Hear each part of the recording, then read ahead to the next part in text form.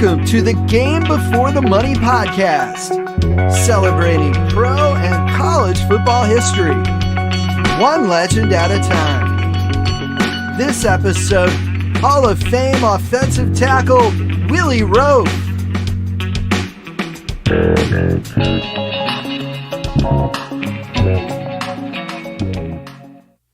Hi everyone, I'm Jackson Michael, author of the book The Game Before the Money, Voices of the Men Who Built the NFL, published by the University of Nebraska Press. Welcome to episode 50 of the Game Before the Money podcast, featuring Willie Roaf. I had the opportunity to interview him at the 35th annual TriStar Productions Houston show. Willie Roaf is the youngest player I've interviewed for the Game Before the Money, and I'm really excited about having him for this 50th episode of the podcast. The book, The Game Before the Money, is comprised of 40 interviews with NFL legends such as Bart Starr, Frank Gifford, and Ken Houston.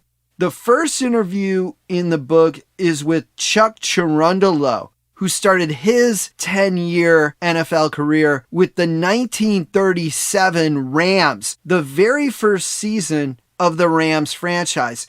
Today's guest, Willie Roaf, his career ended in the first decade of the 2000s. So this show not only marks the 50th episode of the Game Before the Money podcast, it marks 8 decades worth of oral history from the 1930s through the early 2000s from men who played in the NFL, sharing stories about their backgrounds, their careers, and their lives after football. When I started this project, I had no idea what it might turn into, and I'm very grateful for all of the interviews players have granted to the Game Before the Money, and so glad to be able to share the next phase of the project through the podcast. Willie Roaf is one of those guys that might have been able to play in any era. He played the vast majority of his career at left offensive tackle and made the Pro Bowl 11 times. He was drafted by the New Orleans Saints as the 8th overall pick in the 1993 NFL Draft. He played 9 years with the Saints and then played the rest of his 13-year career with the Kansas City Chiefs starting in 2002. Willie will share with us a story about how he ended up in Kansas City later in the podcast. Willie Roaf was born in 1970 and grew up in Pine Bluff, Arkansas. He said that his family placed a high value on education. Well, my parents were well educated. My other sister went to Harvard and Princeton. She's a bishop now, and my other sister went to Georgetown. So I tell everybody we had high standards in our family academically, so I got a PhD in football. Now, a lot of you listening likely know that Roaf's Hall of Fame counterpart, Alan Page, served as a state Supreme Court justice in Minnesota. What you might not know is that Willie Roaf's mother served as a state Supreme Court justice in the state of Arkansas. Well, she was in private practice. My mom actually went to law school after I was born. Then she graduated second in her class and worked up in Little Rock. And we lived in Pine Bluff, so she commuted every day. And then she got appointed to the Supreme Court in 1997. Then she went to the Court of Appeals. Willie's father earned a football scholarship to Michigan State, although a knee injury ended his career before 1961. According to a 1993 Sports Illustrated article, Willie's parents met at Michigan State, and their first date was set up by Hall of Famer Herb Adderley's girlfriend. Adderley, of course, also played at Michigan State. Higher education, high standards, and a high level of athletic talent. All of that came together in Willie Roaf's family and helped form the foundation of Willie's excellence on the offensive line. Willie Roaf also excelled in basketball at Pine Bluff High School. He tells us why he chose to play football instead of basketball. I got the football scholarship first, and my dad told me when I was 18, you got to go to the military, you got to get a scholarship. So I got the football scholarship, and I decided to go to Louisiana Tech. They were going to Division I. So this is one of those cases where a future Hall of Famer attends a small school. In this case, Louisiana Tech. Louisiana Tech might be a smaller school, but it's no slouch in turning out pro players. Before Roaf, the Bulldogs roster included Terry Bradshaw and Fred Dean, both Hall of Famers. You Houston Oilers fans might remember that tight end Mike Barber went there as well. So did Roger Carr. Several NFL stars played college ball at Louisiana Tech, and according to Pro Football Reference, the school has turned out 81 pro players in its history thus far. Roaf said that playing there was a key to his development.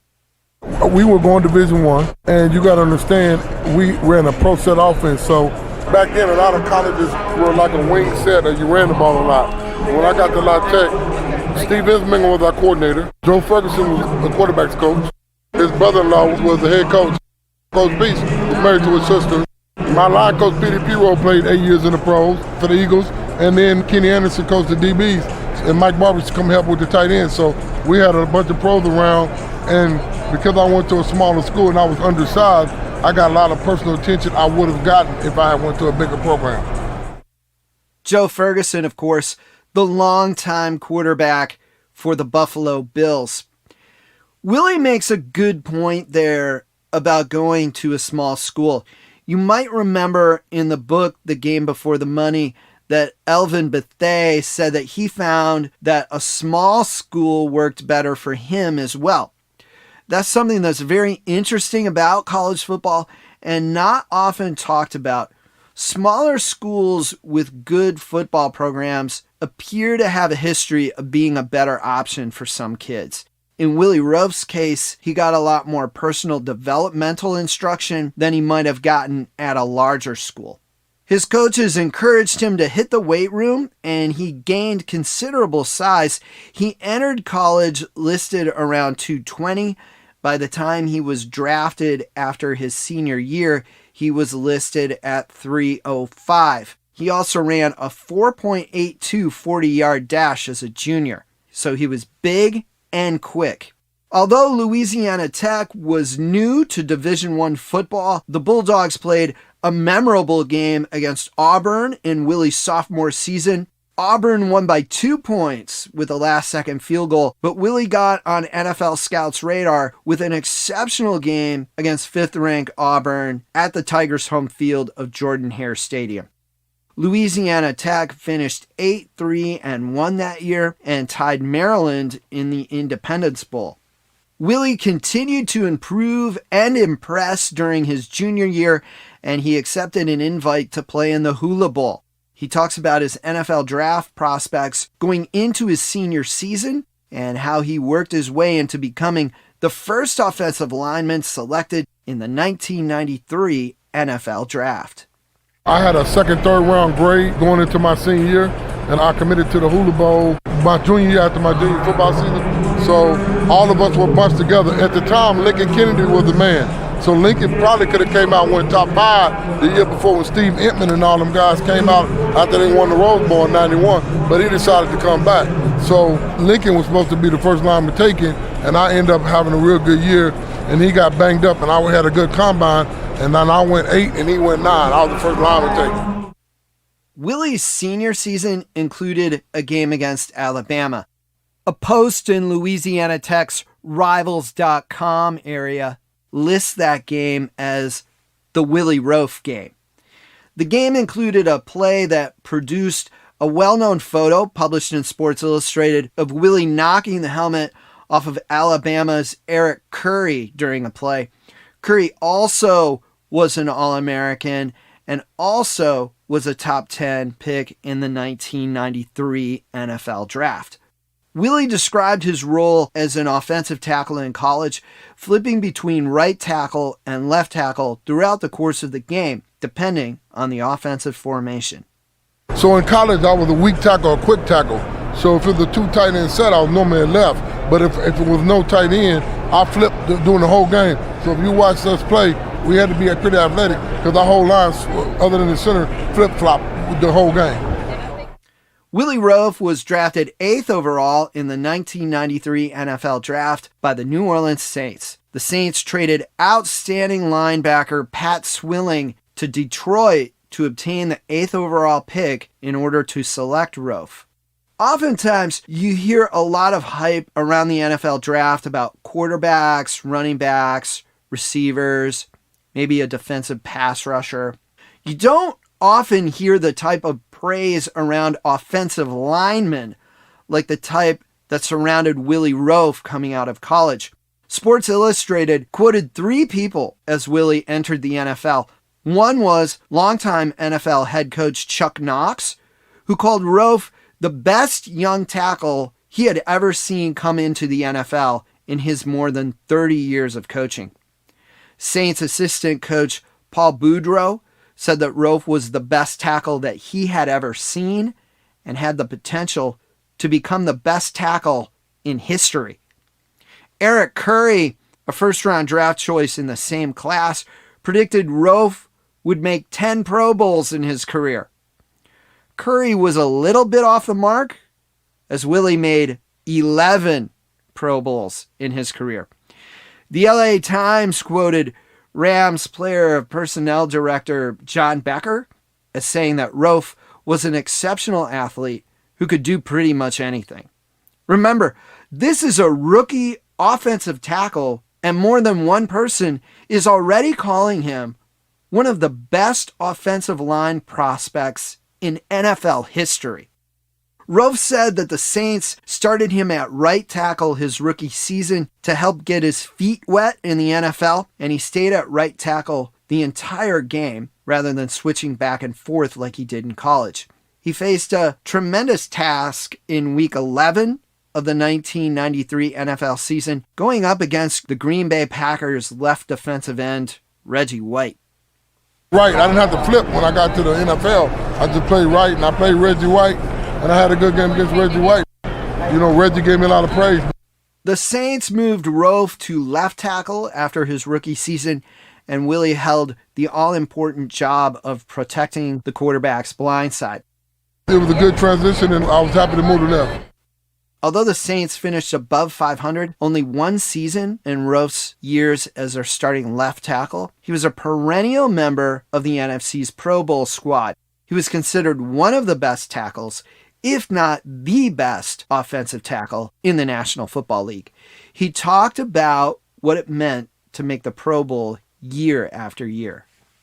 It was tough because we weren't that good a lot of times, and a lot of us luck and skill, and once you get a name, you know them to keep going, but there's a lot of hard work. And some of the greatest guys in the 90s, I call it the golden years, a lot of all-time great football players were in the 90s, so it was tough competition, but I'm happy that I was able to go and represent the city, because a lot of times we weren't playing that well, but I was going to the Pro Bowl every year. The 1990s truly were a golden era in the National Football League. Willie made the NFL's 1990s All-Decade team, selected by the Hall of Fame's selection committee and based solely on performances in the 1990s. Listen to the list of names that joined Willie on that team. Jerry Rice, Emmitt Smith, Barry Sanders, Brett Favre, John Elway, Bruce Matthews. That's just a few of the names on offense. On defense, you had Bruce Smith, Reggie White, Junior Seau, Derek Thomas, Deion Sanders. Some of the greatest and most exciting players the league has ever seen.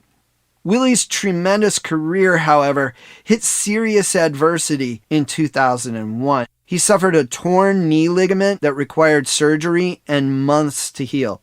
Upon his return, he told the Saints that he'd rather play elsewhere.